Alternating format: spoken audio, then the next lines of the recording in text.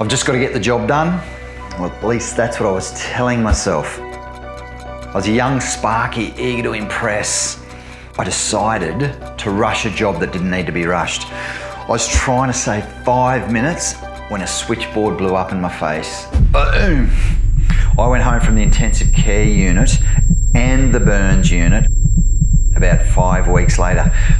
The stress and the pressure that I put on myself had caused me to make a silly but almost fatal error. But why?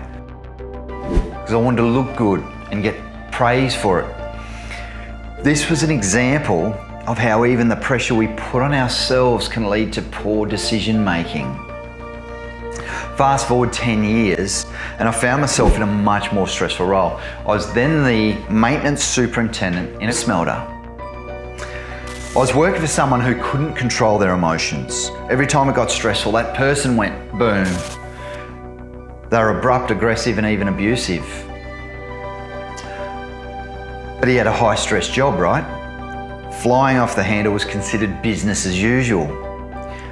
And apparently that was okay. Everyone else tolerated it, so I had to too. For me, it always hurt to be yelled at. And I never believed that stress was a reason to hurt other humans. And of course, I didn't stay in that job long. This is an example of how poor leadership under pressure can destroy someone's confidence. Many years later, so now it's May 25th, 2021. I was on an industrial site that had a major event. The plant went boom, literally.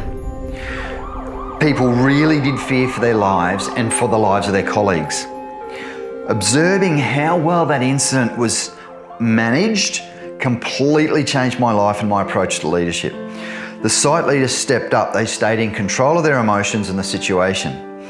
They had the courage to make the tough decisions and they cared about the hundreds of affected people. It was really profound, actually, to watch the managers and the CEO take charge, take control and take care.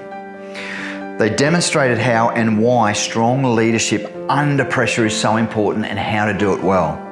This was an example of how leadership under pressure can save and change lives. These three experiences added up to one monumental lesson. Leadership under pressure is about emotional and situational control. It's about caring for people and courageous decision making. I'm Anton Guinea from the Guinea Group, and I'm here to help leaders create conscious control when they're under pressure.